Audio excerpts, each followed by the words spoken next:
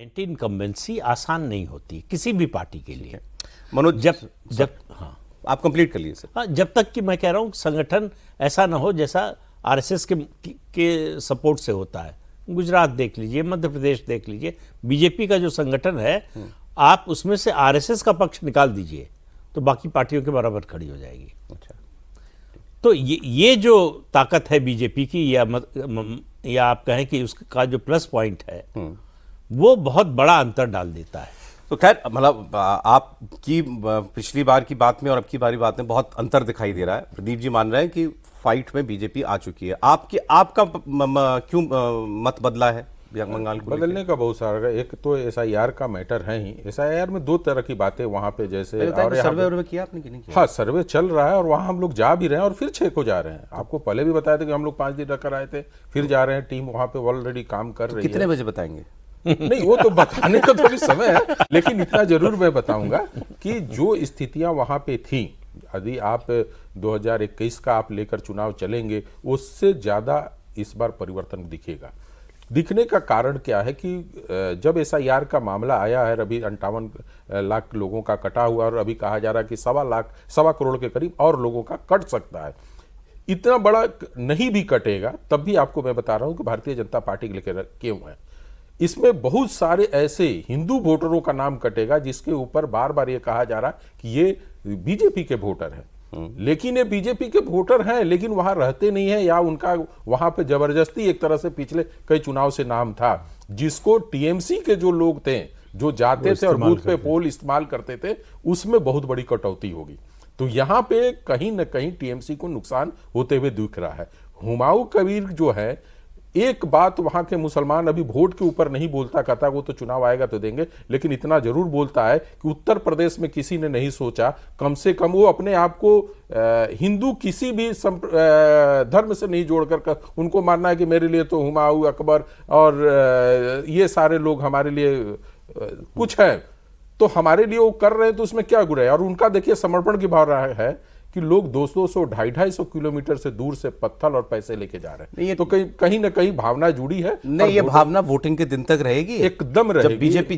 जब बीजेपी दिख रही होगी कि घुस सकती है, एकदम सौरोजी रहेगी। और उसके पीछे का कारण है कि AIMA का भी उनके साथ गठजोड़ होना। और मैं बार बार बोलता हूं कि मुसलमानों के लिए कोई बहुत बड़ा मेडल वाला उम्मीदवार नहीं चाहिए, उनको कट्टा वाला उम्मीदवार चाहिए, उनको वहां का दबंग आदमी चाहिए जिसकी समाज पे ये पकड़ हो कि ये हमारी सुरक्षा के लिए काम करते हैं। ममता का मुस्लिम वोट कटेगा आप मान रहे हैं? इस बार कटेगा मुस्लिम वोट। वो भारतीय जनता पार्टी को लेकर आते हुए, देखिए यदि हम देखें पिछली बार जहां से चुनाव वो लड़ी थी, वहां से इस बार नंदीग्राम तो हार गई, दूसरे जगह वो चुनाव हुआ और उसमें जीत गए 28,000 वोटों से, लेकिन लोकसभा में वो घटकर 82,000 पे आ गया, 8200 पे, 8,200 वोट से जीती। तो नंदीग्राम का वो टोटल एरिया जो है 6 विधानसभा होता है, और वहां पे किस तरीके से शुभेंदु अधिकारी का पकड़ है, 6 के 6 विधानसभा में, लोकसभा में आप आगे रहे हैं। भारतीय जनता पार्टी वहां जीत कर आई है, इतनी बड़ी पकड़ है। अच्छा, ये सब ये मुस्लिम वोट कट रहा है तो ये बीजेपी की वजह से नहीं हो रहा, एसआईआर हो रहा है तो ये बीजेपी का कोई कमाल नहीं है, ये तो प्रक्रियागत चीजें हो रही हैं, ठीक है, या ममता का अपनी पॉलिटिक्स का नुकसान हो रहा है। बीजेपी के लिए वातावरण कैसे बदल रहा है? अब दूसरा बता रहे हैं कि 2019, 2021 और 2024 का चुनाव आप लेंगे तो कभी न कभी भारतीय जनता पार्टी 144 सीटों पे जीत चुकी है। तो ये कहना कि हमारे लिए वो आंकड़ा नहीं है, कभी वो विधानसभा में जीती है, कभी लोकसभा के विधानसभा में जीती है, तो 143 विधानसभा में वो जीत चुकी है। अच्छा, तो ये उसकी लीड बताती है कि उसकी जो पकड़ है, जो 3 सीटों से शुरुआत हुआ और 77 पे आया, तो इस बार उसके लिए 140 और 45। मैं क्या कह रहे हैं मनोज जी कि विधानसभा में जो कॉन्स्टिट्यूएंसीज विधानसभा में बीजेपी कभी जीती है या लोकसभा में जितनी भी कॉन्स्टिट्यूएंसीज में आगे रही है, उन सबको जोड़ दीजिए तो 294 में से 144 जी कॉन्स्टिट्यूएंसीज में बीजेपी आगे रह चुकी है। यहाँ मतलब वहां उसका वोटर है, और वो इस वोटर है तो कहीं मुस्लिम वोटर होने के बावजूद यदि वहां लीड ली है तो इस बार भी ले सकता है। भारतीय जनता पार्टी की लीड बढ़ेगी। दूसरा है कि ये कहना कि मुस्लिमों का जो एक छत्र राज उनका है, इस बार वो टूटते हुए दिख रहा है लोगों को। मैंने कहा कि जिस तरह से असम में 2 मुसलमान डिवाइड हुए थे, एक वो मुसलमान थे जो बांग्लादेशी मुसलमानों से काफी हद तक परेशान थे, और उनकी एक ही भावना थी कि भाई इनके कारण हमें कहीं ना कहीं नुकसान हो रहा, और ये यहाँ पे वो बहुत बड़ा दिख रहा है।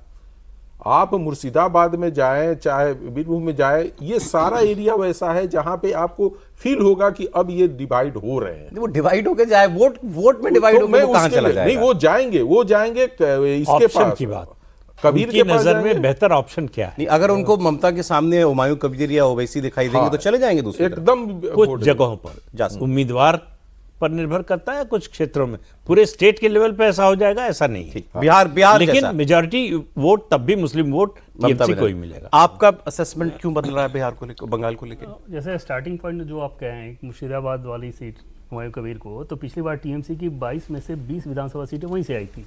इस बार ममता बनर्जी को ये चिंता थी, और ये थ्योरी कॉन्स्पिरेसी थ्योरी की तरफ कहा जाता है, लेकिन जो परिस्थितियां उसको जस्टिफाई करती नजर आती हैं कि हुमायूं कबीर के पीछे टीएमसी है।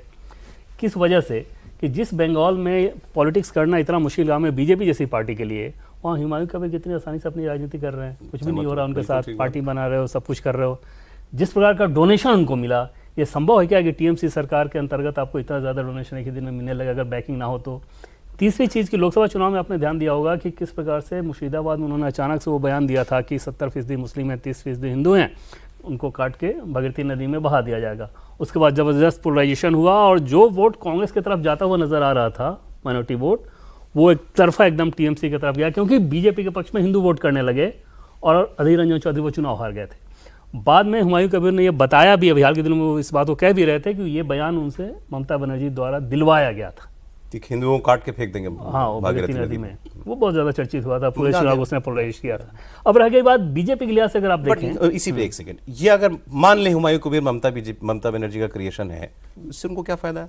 उसमें वैसा वोट जो कि उस पॉकेट में कांग्रेस और लेफ्ट की तरफ जाता उधर ना जाए। सिर्फ पॉकेट की, पूरे स्टेट की बात मत समझिए। जैसे मुर्शिदाबाद में 22 में से 20 सीट टीएमसी जीत रही है, और फिर से अगर आपको रिपीट करना है तो इसमें बहुत ज़रूरी ये है कि कांग्रेस और लेफ्ट वहाँ पे अच्छा ना करे, क्योंकि अधीर रंजन चौधरी का वहाँ पे अच्छा दबदबा है, और पिछला वो चुनाव हारे ही इस वजह से क्योंकि इलेक्शन एकदम से पोलराइज हो गया। लेकिन देवेंद्र एक बात बताइए कि वो वोट कट के टीएमसी से कांग्रेस और सीपीएम को जाए, नहीं, उसको ना जाए, कबीर के पास ना रह जाए, हाँ। मतलब हाँ ना जाए, और हुमायूं कबीर को चला जाए, उससे टीएमसी का क्या फायदा? कांग्रेस और लेफ्ट वाली जो सीटें हैं ना, जहां पे उनको वो चुनौती देती है, वो नहीं दे पाएंगे।